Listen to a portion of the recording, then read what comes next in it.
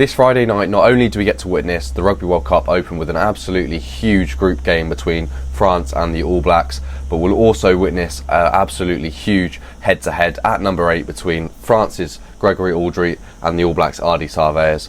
Ardie Savea is one of the, probably I'd say, the best number 8 in the world, and Gregory Alldritt is following close behind him, hot in his tracks. Now, in this video, I'm going to just compare the two players and explain what they offer differently and compare some stats, because this is an absolutely heavyweight matchup at number 8, and I'm really looking forward to watching these two players and see how they get on. Now, just because they're opposing numbers doesn't mean they're going to be running into each other, but they'll both be huge for their teams, especially if they're going to go on to win the game. Now, just to start off with their weight, which is quite a difference. I mean, I wasn't expecting it to be this great of a difference. Now, Gregory Alldritt coming in at 115 kilos to Ardie Savea's 102 kilos. Now, that's a 13 kilogram difference. Now, if you take a player like Owen Farrell, who is a fly half / centre, coming in at 96 kilos, Ardie Savea is just 6 kilos heavier than that. So, look, Ardie Savea is a lighter number 8, but boy does he pack a punch. And he's one of the most tenacious ball carriers in world rugby, who just makes so many metres after contact, just through raw aggression, pulling limbs out of tackles. Just a brilliant player to watch. Now, moving into the actual statistics other than weight. Now, in terms of try scoring abilities, Ardie Savea averages a try every 2 games, so 0.5 tries per game. Now, these stats are all taken off of the last fully complete season in 2022. So yeah, this just encapsulates the 2022 season, in which France, I believe, went unbeaten, and the All Blacks had some good performances, although some mixed ones against the likes of Argentina. Just to clarify, just to put some perspective on where these figures are coming from. So yeah, Ardie Savea scores a try every other game, which in 2022 was just phenomenal. Gregory Alldritt did not cross the try line, so that just shows you the way the All Blacks use Ardie Savea as a real try scoring threat. I mean, he can score from the wide channels like not many forwards can do, but he can also really dominate a collision a couple metres away from the line and just sneak over. Now, metres per carry, this is where it gets quite close. Gregory Alldritt at 2.4 metres a carry, and Ardie Savea at 2.9 metres per carry. Now, metres per carry is really important. I mean, number 8's one of their primary roles is to generate front foot ball and get to the gain line and beat the gain line. So, yeah, both players do this very well. 2.4 metres a carry is really good.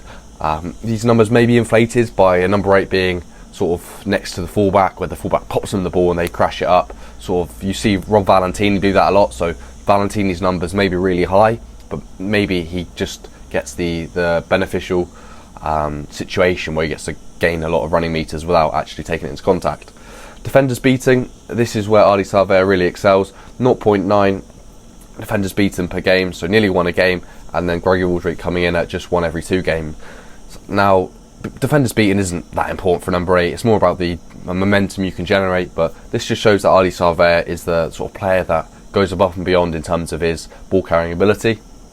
Passes, this is one Savea actually has more of as well, so 7 passes to Ardie Savea to 4.6 of Gregory Alldritt. Now, Ardie Savea, he does like to get involved. I mean, if I had to say one of the best things about Ardie Savea, away from his rugby ability, it's just his sheer number of involvements in a game. You just see him, whether it's for good things, bad things, who knows, usually good, but he just gets involved so much, which is brilliant. So yeah, Ardie Savea comes in with a few more passes than Gregory Alldritt. Carries, this is where you really see the how good Gregory Alldritt is as a player in terms of his work rate. Now, you know, if you're picking a fantasy rugby team, for example, Gregory Alldritt in the Six Nations was just a brilliant player to have, because he just was so consistent in the amount of carries you get. So look, he's averaging nearly 13 carries a game. Now, when we look at the tackles as well, how many he's making a game, it just shows you how much he's putting into that French number 8 jersey and how much it means to him to play for his country. Now, although it's only a couple behind, Ardie Savea comes in at 10.4 carries per game. Now, still a very respectable amount. If you're getting over 10 carries a game, you're seriously putting yourself around the park. I mean, in the Six Nations, Alldritt got up to nearly 20 carries a game, which is just absolutely phenomenal. But yeah, those are the sort of things that take their toll on your body. But yeah, both players really step up for their countries in that respect. Now, you're just about to see an absolutely just phenomenal statistic. Now, this is one in which I hesitate whether it's true or not, because at the international level, Ardie Savea made 99% of his tackles, 76 out of 77 tackles in 2022. Now, look, the statistics that I'm getting are from Rugby Pass. So look, you can take it up with them if you don't believe that's accurate, but if it is, that is just phenomenal. Ardie Savea made all but one tackle across the whole calendar year. Wow, that's phenomenal. Alldritt coming in with a respective 90%. I mean, 9 out of 10 tackles, you know, valiant effort, I think you could say. Any team tackling in the 90% usually has a good chance at winning the game. So both players are real workhorses and brilliant defenders also. Now, once again, going back to the engine of Grégory Alldritt, he's making 12 tackles a game to the 9.5 of Ardie Savea. Now, 12 tackles a game and nearly 13 carries a game. You're making 25 big involvements that take a physical toll on your body, which is once every 3 minutes, for example, considering there's also scrums and breaks in play. So, look, if you're looking at actual game time, Grégory Alldritt, every minute is pretty much putting his body on the line for either a tackle or a carry. So, look, both these players are putting their hand up to do the hard work for their teams. So, very impressive in that respect.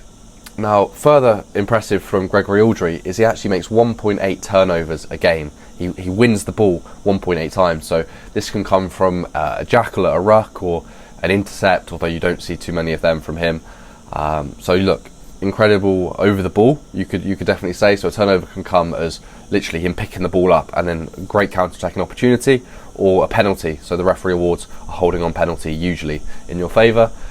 So that is huge for the likes of the kickers of France, like Jaminet, Jalibert, Ramos, to go 40 metres up the pitch. So it just shows how important that is for a team.